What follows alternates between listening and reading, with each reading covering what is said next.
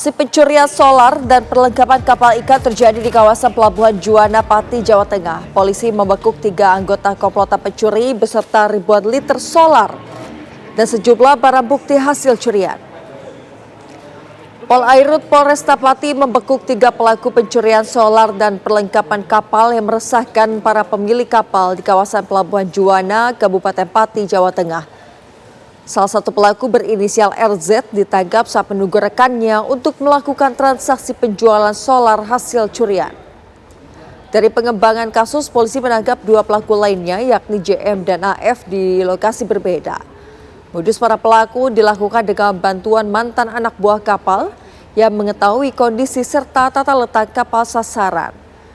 Mereka beraksi pada malam hari menggunakan kapal tarik untuk memindahkan solar dan barang curian.